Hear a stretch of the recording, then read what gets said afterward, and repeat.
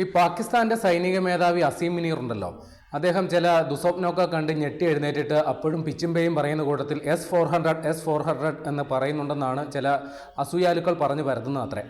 കാരണം ഇന്ത്യയും പാകിസ്ഥാനുമായിട്ട് നടന്ന ഓപ്പറേഷൻ സിന്ദൂറിൽ പാകിസ്ഥാൻ അവകാശപ്പെട്ടത് ഇന്ത്യയുടെ 2 S-400 തകർത്തു എന്നുള്ളതാണ്. അപ്പോൾ അതുമായി ബന്ധപ്പെട്ട് രസകരമായ പല സംഗതികളും വന്നു. കാര്യം AI ജനറേറ്റഡ് സാങ്കേതിക വിദ്യയോടുകൂടി നിരവധി ചിത്രങ്ങളും വീഡിയോകളും ഓപ്പറേഷൻ സിന്ദൂറിൻ്റെ സമയത്ത് സോഷ്യൽ മീഡിയയിൽ പ്രചരിച്ചിരുന്നു. ഇന്ത്യയുടെ S-400 ഞങ്ങൾ തകർത്തു, ഇപ്പം തകർത്തു, ഇന്നലെ തകർത്തു എന്നൊക്കെ പറഞ്ഞു. അതിൻ്റെ ഇടയിൽ അതിലും രസകരമായൊരു സംഗതി വന്നു. നമ്മുടെ പാകിസ്ഥാൻ്റെ പ്രധാനമന്ത്രി ഷഹബാസ് ഷെരീഫ് ഇന്ത്യ പാകിസ്ഥാൻ യുദ്ധത്തിൽ പങ്കെടുത്ത സൈനികർക്കുള്ള ധീരതയ്ക്കുള്ള മെഡൽ വിതരണം ചെയ്യുന്നതിനിടയിൽ ഒരു സൈനിക ഉദ്യോഗസ്ഥൻ അദ്ദേഹം വന്ന് മെഡൽ സ്വീകരിക്കും, അദ്ദേഹത്തെ ചേർത്ത് നിർത്തിയിട്ട് പറയുകയാണ്, ദാ ഈ കാണുന്ന ഈ മനുഷ്യനാണ് S-400 തകർത്തതെന്ന്.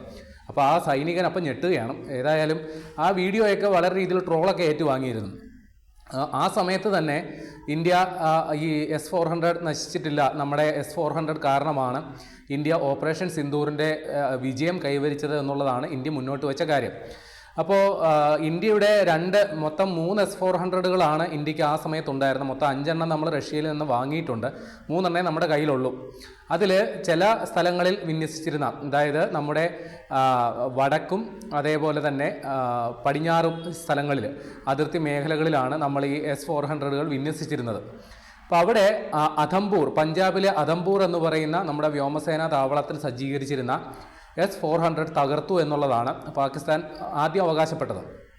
ഈ ചിത്രം ഒന്ന് കണ്ടു നോക്കിയേ. ഇതിൽ നരേന്ദ്രമോദി സല്യൂട്ട് ചെയ്യുന്നത് മാത്രം നിങ്ങൾ ശ്രദ്ധിക്കരുത്, അതിൻ്റെ പുറകിലൊരു തൂണ് പോലൊരു സാധനം നിൽക്കുന്നുണ്ടോ. അപ്പോൾ അതാണ് S-400. അപ്പോൾ ഓപ്പറേഷൻ സിന്ദൂറിൽ പാകിസ്ഥാൻ തകർത്തു, അധംപൂരിൽ തകർത്തു എന്ന് പറയുന്ന S-400 അവിടെ മോദിക്ക് പിന്നിൽ നെഞ്ചും വിരിച്ച് നിൽക്കുന്നത്. അപ്പോൾ ആ സമയത്ത് തന്നെ പാകിസ്ഥാൻ്റെ ആ അവകാശവാദത്തിൻ്റെ മുന ഒടിഞ്ഞു പോയതാണ്. അപ്പോൾ പിന്നെയും അവർ നിരന്തരം ഈ ആക്ഷേപം, ഈ ഒരു എന്താ പറയുക, പ്രഹസനം, എന്തൊരു പ്രഹസനമാണ് സജി എന്നൊക്കെ നമ്മൾ പറയാറില്ലേ, അങ്ങനെ നിരന്തരം ഉന്നയിച്ചുകൊണ്ടിരുന്ന അടിസ്ഥാനത്തിൽ സഹികെട്ട് നമ്മുടെ പ്രസ് ഇൻഫർമേഷൻ ബ്യൂറോ ഉണ്ടല്ലോ, അവർ ഇതിലൊരു ഫാക്ട് ചെക്ക് നടത്തി. ഇവർ പറയുന്നതിൽ എന്തെങ്കിലും വാസ്തവമുണ്ടോ, അങ്ങനെ ഫാക്ട് ചെക്ക് നടത്തിയിട്ട് അവർ പറയുകയാണ് അങ്ങനൊരു സംഭവമേ ഇല്ല. അപ്പോൾ ഈ ഫാക്ട് ചെക്ക് നടത്താനായിട്ട് ഒരു സംഭവം കൂടെ ഉണ്ടായി.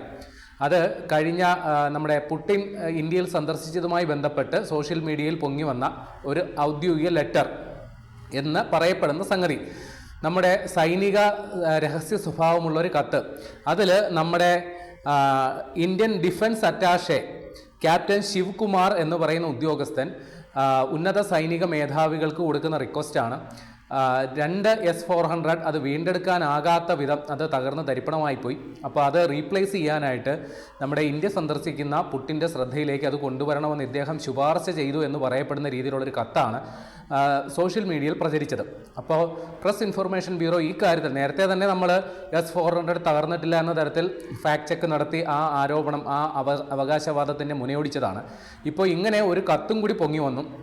അപ്പോൾ അതും ഫാക്ട് ചെക്ക് നടത്തിയിട്ട് പ്രസ് ഇൻഫർമേഷൻ ബ്യൂറോ പറയുകയാണ്, ഇങ്ങനെ ഒരു കത്തേ ഇല്ല, ഇത് വ്യാജമായ കത്താണ്, ഇത് പ്രചരിപ്പിക്കുന്നവർ അതിൻ്റെ യഥാർത്ഥ വസ്തുത എന്തെന്ന് മനസ്സിലാക്കണം, ഇല്ലെങ്കിൽ അത് ഗുരുതരമായ പ്രശ്നങ്ങൾ ഉണ്ടാകും എന്നുള്ള മുന്നറിയിപ്പും കൂടി പ്രസ് ഇൻഫർമേഷൻ ബ്യൂറോ നൽകുന്നുണ്ട്.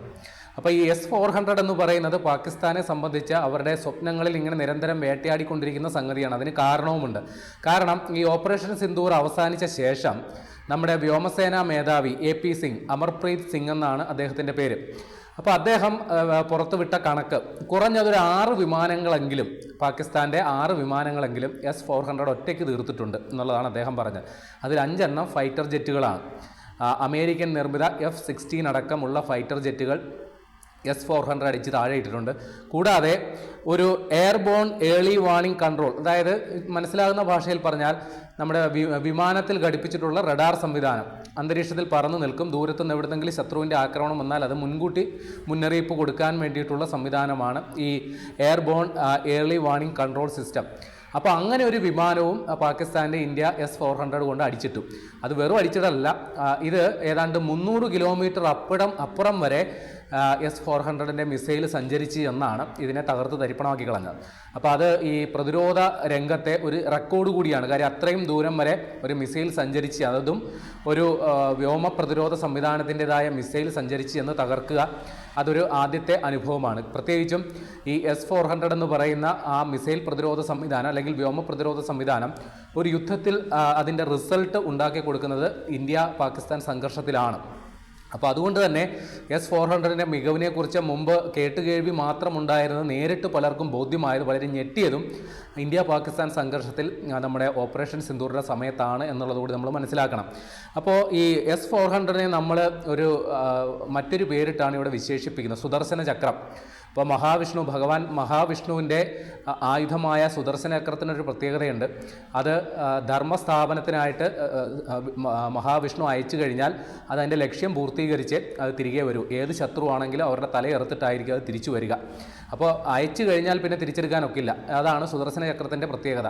അപ്പോൾ അതേപോലെ ഉള്ള ഒരു ആയുധം എന്ന നിലയ്ക്കാണ് S-400 എസ് എന്നുള്ളതിന് സുദർശന ചക്ര എന്നുള്ളൊരു ഫുൾ ഫോം കൊടുത്ത് നമ്മൾ അതിനെ ഇങ്ങോട്ട് നമ്മുടെ സേനയുടെ ഭാഗമാക്കിയത്. അപ്പോൾ ഇവിടെ S-400 എന്ന് പറഞ്ഞാൽ ഒരു SAM-ആണ്, അതായത് long range surface to air മിസൈലുകൾ ഉള്ള ഒരു വ്യോമ പ്രതിരോധ സംവിധാനമാണ്. 3 തരം മിസൈലുകളാണ് അതിൽ ഉപയോഗിക്കുക.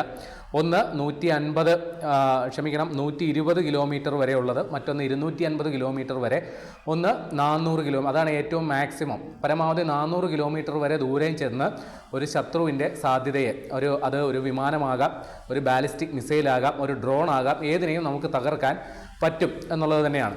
അപ്പോൾ ഇവിടെ നമ്മൾ ഈ പാകിസ്ഥാൻ്റെ വ്യോമ പ്രതിരോധ മേഖലയെ തന്നെ മൊത്തത്തിൽ ഓപ്പറേഷൻ സിന്ദൂറിൻ്റെ സമയത്ത് നിരീക്ഷണ വലയത്തിൽ നിർത്താൻ ഈ S-400 ഭാഗമായിട്ടുള്ള റഡാർ സംവിധാനത്തിന് ആ സമയത്ത് സാധിച്ചു എന്നുള്ളതാണ് ഏറ്റവും ശ്രദ്ധേയമായ സംഗതി.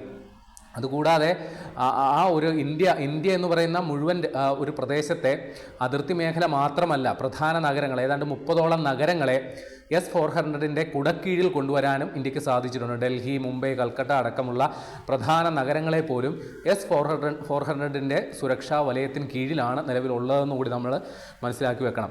അപ്പോൾ ഈ S-400 നമ്മൾ റഷ്യയിൽ നിന്ന് വാങ്ങാൻ പോയപ്പോൾ അത് വാങ്ങിയത് 2018-ലാണ്. അതും വളരെ ചരിത്രപരമായ സംഗതിയാണ്. കാര്യം അമേരിക്ക വലിയ ഉപരോധ ഭീഷണിയൊക്കെ ഇന്ത്യക്കെതിരെ പ്രഖ്യാപിച്ചു. നിങ്ങളത് വാങ്ങാൻ പോയാൽ ഞങ്ങൾ നിങ്ങൾക്ക് നേരെ ഉപരോധം ഏർപ്പെടുത്തും. പക്ഷേ ഇന്ത്യ അത് വാങ്ങി. ആ വെല്ലുവിളി അവഗണിച്ചുകൊണ്ട് തന്നെ ഇന്ത്യ വാങ്ങി.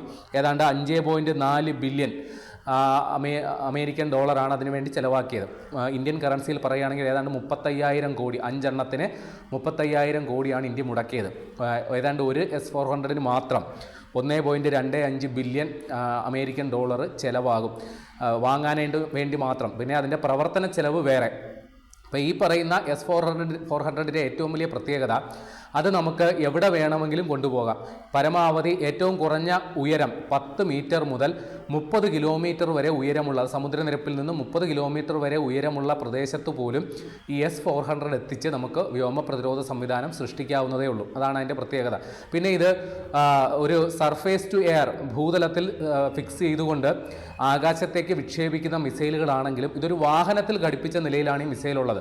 അതുകൊണ്ട് തന്നെ നമുക്ക് ഒരേ സമയം ഈ മിസൈൽ കൊണ്ട് ആക്രമിച്ചിട്ട് അതേസമയം തന്നെ അവിടെ നിന്ന് എസ്കേപ്പ് ചെയ്യാനും പറ്റും. അപ്പോൾ ശത്രുവിന് ഈ മിസൈൽ വന്ന ഉറവിടം അന്വേഷിച്ച് പ്രത്യാക്രമണം നടത്തുന്ന സമയം കൊണ്ട് നമുക്ക് ഈ S-400 സുരക്ഷിത സ്ഥാനത്തേക്ക് മാറ്റാൻ സാധിക്കും. അപ്പോൾ അതും ഈ ഒരു നിർണായക മേൽക്കൈ നേടാൻ ഇന്ത്യയെ സഹായിച്ചു എന്നുള്ളതാണ് നമ്മൾ മനസ്സിലാക്കേണ്ടത്.